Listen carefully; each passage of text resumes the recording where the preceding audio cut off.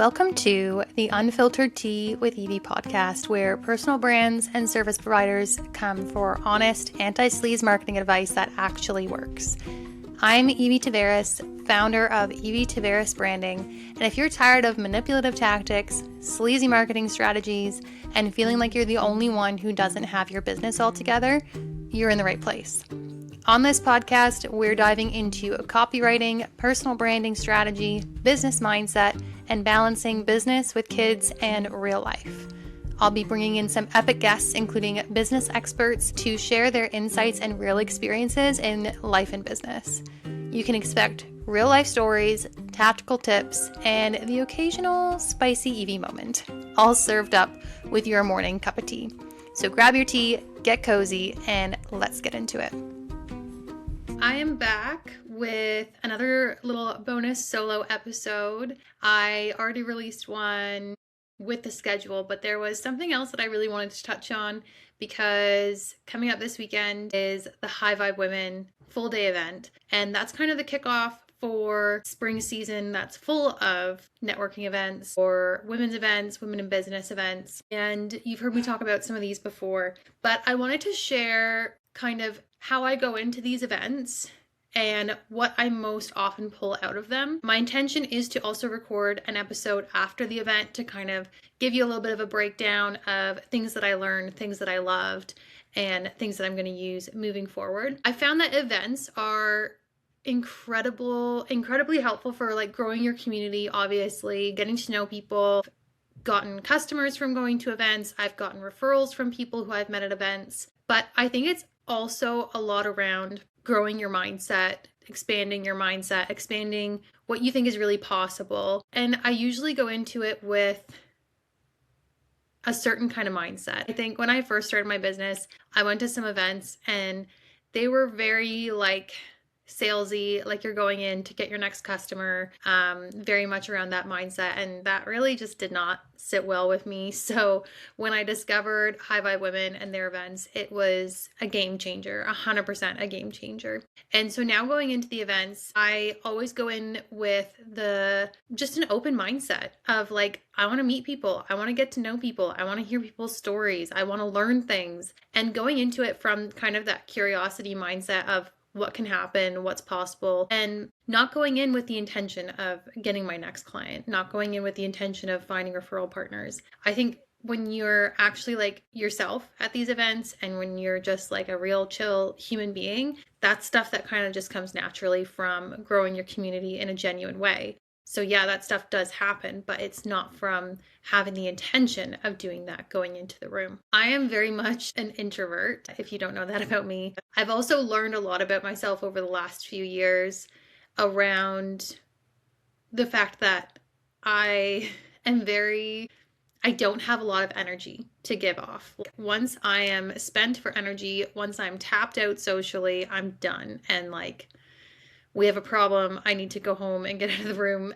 I've never had this happen in these rooms, but it just makes me like really conscious of how I'm showing up, what I'm doing before I go to these events and what I'm doing after I go to these events. So a couple of things that I find really helpful before is just like, I don't book anything before an event. I don't hang out with people. I don't do work. I give myself a nice, quiet, peaceful day to get ready for the event, spend it with my girls, just fill my cup, recharge, get a good night's sleep before the event to make sure that I am at the fullest capacity possible for the actual event. My mom even knows, it sounds so funny. My mom knows if she knows I'm driving to an event, she doesn't call me because a lot of times we'll chat when I'm on a long drive, whatever. But she knows if I'm driving to an event or actually even a photo shoot, she doesn't call me. She checks my phone.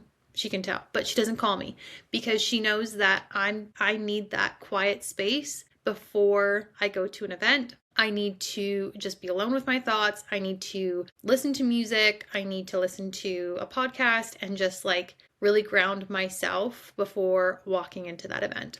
And then when I'm actually at the event, I'm okay with walking in alone. Honestly, I'm okay with walking in quietly, like smiling at people, meeting a few people, finding my spot, just getting like really settled before the day starts. I don't like instantly start going around the room. And if there is a moment where I have a little time to myself, I just embrace it. Like just take a little moment to have a drink of water, get myself grounded in the room and in the space. Maybe I'll see some people that I want to go up and talk to later on. I'll make a note of that. Something that I also really love about the High Vibe Women events is they have the chill space, which is curated by a friend of mine, Jeanette, and she does a beautiful job. It's very much around people who are like me, who have very limited social batteries and maybe need a little break during the day. Maybe I need to just have a little sit and quiet moment. That's something that I've learned to really embrace as well, is to just do that. Give myself those 5-10 minutes to have a one-on-one conversation with somebody if I want to sit on the couch by myself, drinking a cup of tea, whatever I need to just make sure that I can show up in the biggest way for the rest of the day. I also make sure that I have a notebook with me, because I find during the event, like during the speakers and the panels, I love taking notes, because if I feel like I have too much going on in my head, then it's just too much. So I write it down so I can write it and come back to it later. And the other thing is making sure I have my notebook to write people's names down. So when I meet people, like a lot of times at these events, you end up following each other on Instagram. I want to make sure that I'm continuing to nurture that relationship. So I will write it down, and what I'll do is I will have time blocked off on the Monday following an event, usually like half an hour to an hour. I will follow up with anybody who I connected with at the event, not in a creepy sales way. And to be honest, the first few times I did this, it came across in a creepy sales way. I didn't mean it to, but the wording that I used, I think I would say, let me know if there's any way that I can support you. And a lot of people took that as a sales pitch. So I learned from that, and I didn't want to do that because I didn't want to do it as a sales pitch. I genuinely wanted to continue connecting with these people. So now I say something like, it was so great connecting with you. I'm so excited about what you're doing. So excited to cheer you on. Because to me, that's like, I'm not asking you to buy anything from me. I just genuinely want to follow you and see what you're up to, and want to continue this conversation that we had on the weekend. And that's gone over really well. I've continued to keep a lot of conversations. Sometimes we continue a conversation that we had on the weekend. Maybe we got cut off from something we were talking about. So just taking that in real life connection and making that connection on Instagram to continue to build that relationship has been super helpful. I've made so many friends that way, like long lasting friends that, 4 years later, 3 years later, we're still friends and we're still chatting because we continued the conversation that we had in person. That's a really important thing. So having a notebook that you can write down people's names to follow up. I'll have a list of people. If there was something specific we talked about, I'll write that down so I remember. If there's something specific we wanted to follow up on, I'll write it down so that we can continue. At the end of the event, I'm one that I make the most of the event during the event. So if there's speakers, I'm fully listening, fully invested. If there's networking moments, fully invested, fully networking, getting to know people, making those connections so that when the event is done, my battery is done. And sometimes I'll hang around for a couple minutes. I love to get my picture with Christina and Maria. I know they find that really funny, but it's just a really great way to capture the moment. I usually don't stick around for very long after the event, just because a full day of being at an event is a lot, and it's so good, and I'm not complaining about it, but by that point I'm done and I need to go sit and drive home in my car. I really like that a lot of these events are a good half an hour to an hour drive away from my house, so that I have that quiet time, that peaceful time that I can wind down. I can kind of process the day, think about it. And one thing I want to bring up about after these events, something that I've found is not so much the last couple times, but the first few times when I would leave events, I would feel like I needed to do so many things immediately after leaving the event. I'm like, this person said this, I have to do this right now, and I have to do this, and I have to change this, and I have to break this down, and I have to cancel that. And you come out with this giant to-do list in your head, and it can feel really overwhelming. Yes, you learned a lot of really cool stuff, but it can also be really overwhelming setting yourself up with this giant to-do list. And it's beneficial to just write all of it down. I spend probably half an hour to an hour journaling after an event, I write down all of my thoughts. I write down everything that I'm processing. I review my notes. I reflect it back on myself of what am I thinking I need to do right now? What am I thinking I need to take away? What am I thinking that maybe I don't need to take away from this? Because there's going to be some things that are not meant for you, and that's okay. You don't have to take everything that you learn from these events and apply it to yourself and your business because it's not meant for you.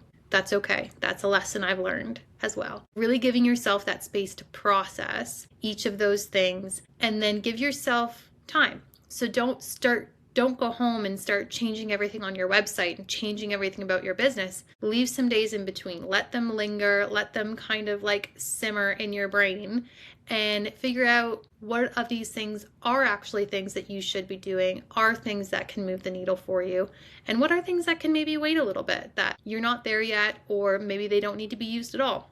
They're just really good things to know.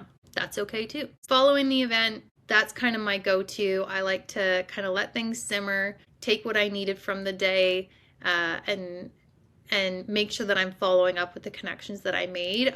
I genuinely, even as somebody who gets very tired from social events, it's always tired in the best way, like such a fulfilling day.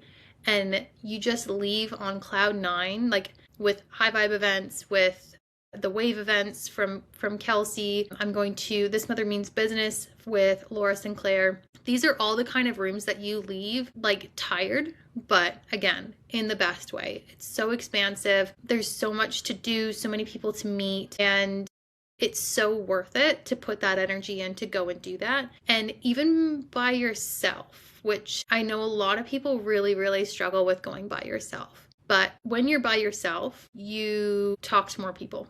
You'll sit with new people, you'll meet new people, which is always just so cool. And you honestly get used to it. Like, I remember being so petrified going to my first event, like just like so freaking out nervous. And now it's the thing I most look forward to in my business, is going to these events, being around these people, meeting new people. I love it, even as somebody who doesn't have much of a social battery. So that's definitely saying something. If you are going to be at High Vibe Women this weekend, go ahead and hit me up on Instagram. Let me know if you're coming. I'd love to say hi.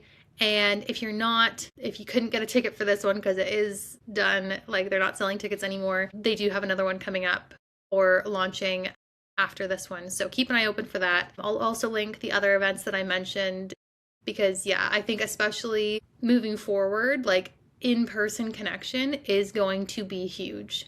I think people just want to meet people face to face. They want to know that you're a real human being. I talked about this in the last solo episode, like show people that you're a human and build that in-person connection first and then continue to nurture it online in a genuine way. So that's my little wrap-up summary of what I'm excited, what I do for events, and what I'm looking forward to for High Vibe Women. Like I said, I am planning on recording a little summary podcast afterwards, once I have recharged my batteries, of course. And yeah, just super excited to be there, super excited to see you if you're going, and let me know what your favorite little tidbit was out of this. Send me a DM, and I'd love to chat. Thanks so much for being here, and we'll talk again soon. I want to take a quick moment just to thank you so much for joining me in this space, and just to encourage you that if there was anything that kind of sparked something for you, or that you felt like somebody that you know maybe needed to hear, please feel free to share the episode. And if you are excited to hear more, go ahead and subscribe and listen to more of the episodes. I'm so excited that you're here, and I can't wait to continue this journey with you.